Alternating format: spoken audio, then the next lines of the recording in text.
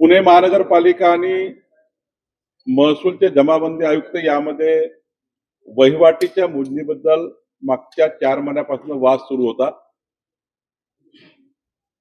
मी स्वतः जमाबंदी आयुक्त आणि पुणे महानगरपालिका आयुक्त, विभागीय आयुक्त कुलकर्णीवर यांची बैठक घेतली आणि यामध्ये बुधवारपासून वहिवाटीच्या मोजणीबद्दलचा काम चालू होणार आहे. आता जमाबंदी आयुक्त आणि पुणे महानगरपालिका आयुक्त यामधला जो त्यातला एक विश्वास निर्माण झाला तो सुटलेला आहे आणि बुधवारपासून जे 4 महिन्यापासून पुण्यातल्या जवळपास 400-500 वहिवाटीच्या मोजणीबद्दलचे प्रकरण पेंडिंग आहे, त्याची अंतिम आता बुधवारपासून होणार आहे. त्यामुळे मोठा दिलासा पुण्यातल्या सर्वसाधारण मध्यमवर्गीय व्यक्तींना आणि पुण्यातल्या ज्यांनी फ्लॅट घेतले आहे, घरं घेतले आहेत, ते मोजणी अभावी त्यांचे रजिस्ट्रेशन थांबले होते. आता त्यांना हा दिलासा मिळणार आहे. 4 महिन्याचा तिढा सोडण्यात आम्हाला त्या ठिकाणी जे काही टेक्निकल अडचणी होत्या त्या आता सुटलेल्या आहेत. लँड टायटनिंग जो नवीन कायदा पुढील महिन्यापासून राज्य पहिलं असणार आहे. महाराष्ट्राचे मुख्यमंत्री देवेंद्र फडणवीसजींनी आम्हाला सूचना दिल्या आहेत. राज्यामध्ये लँड टायटलिंग ऍक्ट असला पाहिजे, जेणेकरून राज्यातल्या प्रत्येक प्रॉपर्टी 14 कोटी जनतेच्या मालमत्तेचं जतन करणे ही आमची जबाबदारी आहे. आत्ता जे प्रॉपर्टी कार्ड आहे किंवा 7/12 आहे, घराचा प्रॉपर्टी कार्ड, जमिनीचा 7/12 हा निश्चित नाही, याला मालकी ठरवता येत नाही. हे फक्त रजिस्ट्रेशन आहे, नोंदणीकृत आहे. 7/12 ही अंतिम मालकी नाहीये.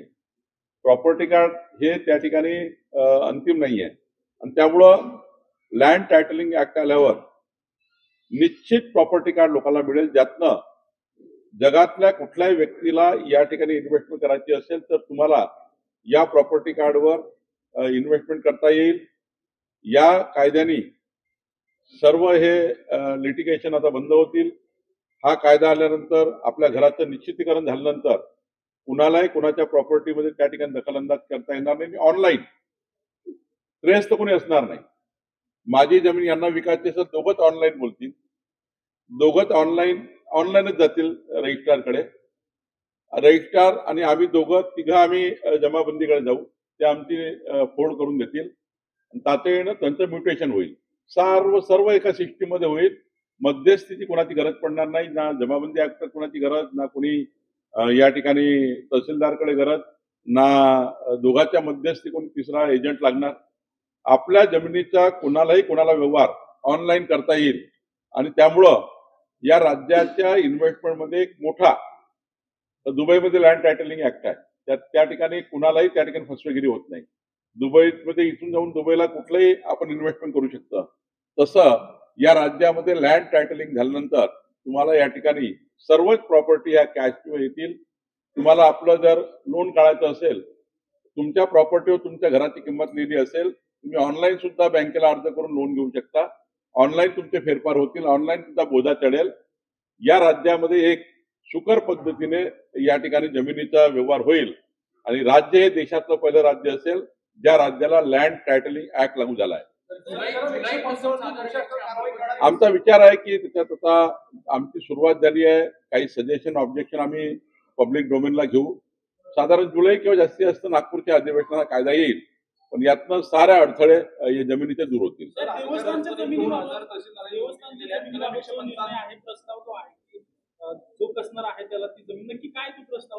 आज आम्ही पब्लिक डोमेन मध्ये महसूलच्या वेबसाईटवर हा कायदा टाकलेला आहे, प्रारूप टाकलेला आहे कायद्याचं, अंतिम नाही आहे.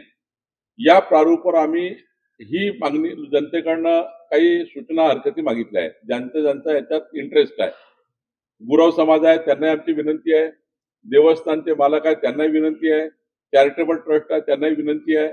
आम्ही हा विचार करतोय की देवस्थानचे हक्क अबाधित ठेवून त्यांना कुठेही डॅमेज न करता, देवस्थानचे हक्क कुठेही कमी न करता, काय वहिवाटदाराचा हक्क असेल जे 100 वर्षापासून वहिवाटदार आहेत, कुळ आहेत त्याच्यावर, त्या कुळाचा हक्क काय असेल एकदा निश्चित करावं लागेल. समजा निश्चित नाही केलं तर 4.5 लाख हेक्टर जमिनी या अशाच पडलेल्या राहतील ज्या आता वादामध्ये आहे. म्हणजे देवस्थानच्या नावानं आहे, वहिवाटदार वेगळाच आहे. 100 वर्ष झालं त्यांचं काय, कूड वेगळंच लागलेलं आहे. त्यामुळे निश्चित कायदा आणून जसं आपलं सरकार आल्यावर आम्ही मदतमात खिदमतमात कायदा आणला मराठवाड्याकरता निजामाच्या जमिनीकरता 5% पैसे रेडी रेकनरचे भरून आम्ही जमिनी फ्री होल्ड केल्या. तसा हा कायदा आणावा लागेल जेणेकरून आपल्याला देवस्थानचे हक्क अबाधित ठेवून आपल्याला या ठिकाणी या कायद्याची अंमलबजावणी करायची आहे. जर महिन्याभरात आम्ही वेळ दिलेला आहे, या सुधारणा येतील, आक्षेप येतील, हरकत येतील, याच्यावर अंतिम ड्राफ्ट तयार होईल आणि मग विधिमंडळामध्ये आम्ही तो सादर करू.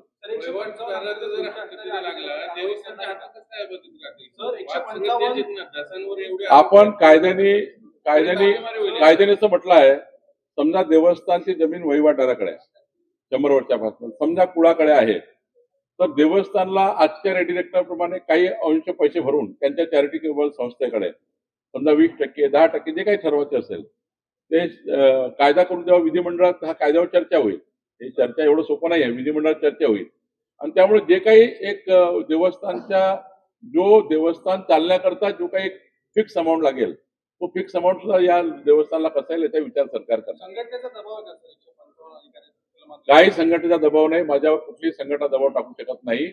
155 मध्ये ज्या अधिकाराचा दोष आहे त्यांना सक्तीचा रजो पाठवलेला आहे आणि कठोर कारवाई करण्याचा विचार सरकारचा आहे.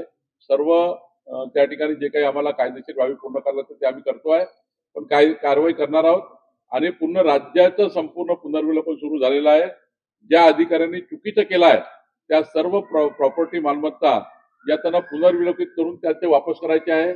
चुकीच्या पद्धतीनं लोकांना 155च्या नावाखाली याची जमीन त्याच्या नावानं, त्याची जमीन त्याच्या नावानं, याचं टायटल त्याच्या नावाने, त्याचं टायटल त्याच्या नावाने, जवळपास राज्यामध्ये संपूर्ण राज्यामध्ये 155 मध्ये कलमाचा गैरवापर करण्यात आला. शुद्ध लेखनाची दुरुस्ती करण्याचा अधिकार होता, जमिनीत एकामेकाच्या नावाने करून टाकल्या. अधिकार चुकीचे वापरले आहेत. त्यांना वाटलं कधी सरकार तपासणारच नाही, पण हे सरकार पारदर्शी, गतिमान, लोकाभिमुख आहे. त्यामुळे जनता आमच्याकडे येतं, आमच्या तक्रारी मांडतात. आज मी करमाळ्यामध्ये होतो, तिथे 400 लोकांनी तक्रारी केल्या आहेत. त्यामुळे मला असं वाटतं की तक्रारीवर काही अधिकाऱ्यांना आम्ही काही धारावर धरणार नाही. पण पुण्याच्या 40 लोकांना सक्तीचा रजव पाठवलेला आहे, म्हणजे 12 लोकांना. बाकीचं आता आम्ही कारवाई पुढच्या 15 दिवसात करू. निलंबित करणार का बदल्या करणार? आज आम्ही विधी व न्याय विभागाचे अभिप्राय मागितलेले आहे. विधी व न्याय विभागाचे अभिप्राय मला वाटतं आज उद्या येतील, त्यावर कारवाई करू. सर, 1-2 गुंठ्याचे व्यवहार करताना अद्याप अडचणी येत आहेत. तर 1-2 गुंठ्याचे व्यवहार होत आहेत, कायदेशीर आहेत का नाही? तुकडेबंदी कायदा आपण निरस्त केला आता, त्यामुळं तुकडे मान्य आहे. फक्त रहिवासी क्षेत्रामध्ये रहिवासी क्षेत्र ज्या ज्या ठिकाणी तयार झाले, PMRDA, NMRDA, पुणे महानगरपालिका, रिजनल प्लान मध्ये गावापासून 200 मीटर पर्यंत हे जे जिथे रहिवासी अनुज्ञ आहे अशा ठिकाणी तुकडेबंदी आता कायदा रद्द केल्यामुळे तुकडे मान्य आहे. पण शेतीचे तुकडे करता येणार, कारण जर उद्या शेताचे तुकडे आपण मान्य केले तर लोक कुठेही जाऊन कुठेही प्लॉट टाकतील आणि त्या ठिकाणी अनियमित डेव्हलपमेंट तयार होईल. आणि त्यामुळं जो रहिवासी भाग आहे, जिथे औद्योगिक क्षेत्र आहे, जिथे वाणिज्य क्षेत्र आहे, त्या ठिकाणी तुकडेबंदी कायदा आता नाही, त्यामुळे तुकडा करता येत. अनेक ठिकाणी प्लॉटिंग पडते, म्हणजे कुठे पूर्व विकतात, 11 गुंठे विकतात शेतीचे, त्याचं काय पुढे? मी तुम्हाला वारंवार सांगतो की तुम्ही अजून थोडा गैरसमज दूर करा जनतेचा, की ज्या ठिकाणी रहिवासी बेल्ट आहे त्या ठिकाणी तुकडा मान्य आहे, म्हणजे 2024 पूर्वीचा. आता मात्र तुम्हाला लेआउट सँक्शन करावं लागेल. एक डेट दिली होती 15/10/2024. शासनाने कायदा करून, विधिमंडळात कायदा करून 15/10/2024 पूर्वी जे तुकडा पडला होता त्याला शासनाने मान्यता दिली रहिवासी बेल्टमध्ये तुकडे पडलेल्या लोकांना. पण आता मात्र 15/10/2024 नंतर लेआउट हे सँक्शन करूनच विकावा लागेल. कोणी याचा गैरसमज करू नये आणि याच्यानंतर गुन्हे दाखल होणार आहे. मी आपल्याला वारंवार विनंती करतोय सर्व नागरिकांना, जनतेना आणि बिल्डर्सना, आता कठोर गुन्हे दाखल होणार आहे. 15/10/2024 पर्यंत कोणताही तुकडा मान्य होणार नाही. लेआउट पाळावे लागतील, अधिकृत लेआउट तयार करावे लागतील आणि त्याचं सँक्शन घेतल्याशिवाय रेराचं असेल, PMRD असेल, NMRD असेल, जे काही स्थानिक प्राधिकरण असतील त्यांचं सँक्शन घेतल्याशिवाय कुठलाही तुकडा मान्य होणार नाही. 15/10/2024च्या आतमध्ये तुकडे मान्य झाले आहे. यानंतर या कायद्यामध्ये कुठली दुरुस्ती होणार नाही आहे. हा अंतिम कायदा झालेला आहे. त्यामुळे कोणी याच्यामध्ये फसू नये अशी विनंती आहे.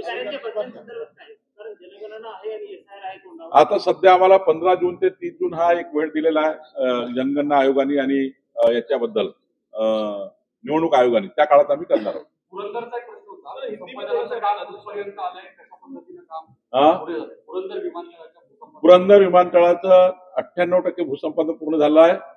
म्हणजे महत्वाचा तुमचे मी आभार मानतो मीडियाच्या, सर्व पुणे मीडियाचे. तुम्ही ज्या पद्धतीने पुणे पुरंदर विमानतळाकरता आमचं सकारात्मक भूमिका जनतेसमोर मांडली, त्यामुळे शेतकरी आता तयार झाले, कुठेही आता शिल्लक राहिलं नाही. मला असं वाटतं आता पुरंदरचा विमानतळाचा मार्ग मोकळा झाला. दुसरी गोष्ट, भूसंपादन झालंय का सहमती मिळाली? तिथं काय झालं? सहमती मिळाली. आता 98% लोकांची सहमती मिळाली. भूसंपादनाचे पैसे देणं सुरू झालं. पेट्रोल डिझेलच्या संदर्भात मोदी साहेबांनी आवाहन केलेलं आहे. पेट्रोल डिझेल संदर्भात मोदी साहेबांनी आवाहन केलं. आपले तापे जे आहेत मंत्र्यांचे कमी होणार आहेत, कारण गाड्या भरपूर मोठ्या प्रमाणात आहेत. आमच्या ताफ्याची काही काळजी करू नका. आम्हाला ताफा नाही दिला चालतं. आम्ही मुख्यमंत्र्यांशी बोलू या विषयावर. पण माननीय प्रधानमंत्री मोदींचे मी महाराष्ट्राच्या जनतेकडनं आभार मानतो. एक चांगला सकारात्मक संदेश महाराष्ट्राच्या जनतेला मिळाला आहे. पेट्रोल डिझेल या पर्यायाऐवजी इथेनॉल पर्याय, स्वदेशी पर्याय आहेत. सोन्याऐवजी या ठिकाणी स्वदेशामधलं, त्या ठिकाणी सोनं चांदी जेवढं आहे तेवढंच आपण खरेदी करू, विदेशातलं सोनं चांदी घेण्यापेक्षा. आणि दुसरं त्यांनी म्हटलं की गॅसबद्दल, तर गॅसचा तुटवडा जाणण्यापेक्षा आज आपल्याकडे परमेश्वराने इतकं मोठं सोलर दिलेलं आहे. सौर ऊर्जेवर चालणाऱ्या अत्यंत चांगल्या शेगड्या या ठिकाणी आहेत, ज्या सिलेंडरला खूप मोठा पर्याय आहे. म्हणजे सौर ऊर्जेची शेगडी ही पूर्ण स्वयंपाक करू शकतं. आता त्या शेगड्या आता मार्केटमध्ये आलेल्या आहेत. आपल्या जी नैसर्गिक आपली जी संपत्ती आहे तिचा वापर करून आपण गॅसमध्ये कटोती करू शकतो. पेट्रोल डिझेलला इथेनॉल पर्याय आहे. आणि या ठिकाणी तिसरा पर्याय आपल्याला आहे याचा सोने चांदीचा. ते सांगितलं तुम्हाला की विदेशातलं सोने चांदी घेण्यापेक्षा आपल्या देशातले पैसे आपल्या देशात राहावे. एकंदरीत माननीय पंतप्रधान नरेंद्र मोदींची भूमिका स्वदेशी आहे. ती भूमिका देशाने एक्सेप्ट केली आहे. यामागे आपली आर्थिक स्थिती डळमळायला येत नाही असं वाटते का?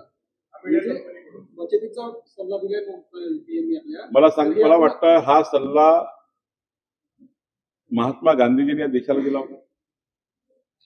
हा सल्ला अनादी कालापासून आपल्या अनेक त्या आपल्या पूर्वजांनी दिलेला आहे.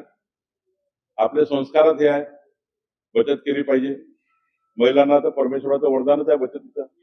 त्यामुळे मला असं वाटतं काय निवडणुकीचा काही संदर्भ राहुल नाही. गांधींनी मोठी टीका केली याच्यावर की कोणी? हे शांतवन मोदींना निवडणुकीनंतरच आलंय असं त्यांचं म्हणणं आहे. त्यावर तुम्ही काय म्हणता? पुन्हा राहुल सांगितलं गांधी राहुल गांधीला विदेशात जायचं असेल म्हणून ते बोलले असतील. अमेरिका कंपनीकडून दंड नाही वसूल झाला सर या प्रकरणात. अंजली अमेडिया प्रकरणामध्ये आम्ही सिव्हिल कोर्टात आहे. आमचं रजिस्ट्रेशन कॅन्सल चे आमचा अंतिम निकाल येणार आहे. अमेडिया कंपनीच्या त्या आरोपी होत्या त्या अजूनही जेलमध्येच आहेत. तेजवानी सर टीका होती रोहित पवारांना वाचवलं गेलं. आपल्याकडून पार्थ पवारांना वाचवलं गेलं. त्यांच्यावरती अटकेची कारवाई नाही झाली. त्यांना चौकशीला नाही बोलवलं. एक राजकीय पक्षाचे नेते म्हणून तुम्ही त्यांना कसं बघताय? विधिमंडळात मी पूर्ण अहवाल पारदर्शीपणे सादर केला आहे. त्यामध्ये आमच्या रजिस्ट्रेशन ऍक्ट प्रमाणे आम्ही पूर्ण कारवाई केली आहे. रजिस्ट्रेशन ऍक्ट मध्ये हेच लिहिलं आहे, घेणारा आणि देणारा हा जेव्हा आमच्या रजिस्ट्रारकडे गेला ते दोघंच दोषी असतात आमच्या कायद्याने. आम्ही दोघांवरच FIR करतो. तिसऱ्यावर आम्ही FIR करू शकत नाही. पुढची पोलिसांची भूमिका असतं की त्या गुन्ह्यात कोण कोण दोषी आहे ते पोलीस पकडतात. आमच्या कायद्याने आम्ही 2 लोकांना आरोपी केला, त्यांना जेलमध्ये टाकलाय. आणि त्यामुळे मला असं वाटतं आमची प्रक्रिया पूर्ण झाली. परंतु यातनं काय झालं, एक चांगलं झालं जर आमचा अहवाल बघितला असाल तर राज्यातल्या यानंतर गव्हर्नमेंट प्रॉपर्टीला कुणी हात लावू शकणार नाही असा एक चांगला आम्ही या ठिकाणी धडा घेतला या प्रकरणातनं. आणि आता गव्हर्नमेंट प्रॉपर्टी कोणी हटवू शकणार नाही याकरताचा जो आम्ही नियम तयार केलेला आहे यातनं खूप मोठी राज्याची एक दिशा ठरलेली आहे. आणि त्यामुळे याच्यातला खूप फायदा राज्य सरकारला होणार आहे. सिव्हिल कोर्टाचा निकाल झाल्यानंतर त्याची अंतिम कारवाई करू. कारण सिव्हिल कोर्टमध्ये रजिस्ट्रेशन कॅन्सल करावं लागेल. आम्ही रजिस्ट्रेशन रद्द करण्याकरता गेलेलो आहे. सिव्हिल कोर्टाच्या निकालाची वाट बघायची, लवकर निकाल येणार नाही. तेजवानी जेलमध्येच आहे, जामीन मिळाला नाही. एका प्रकरणात जामीन मिळाला, 2 प्रकरणं आहेत.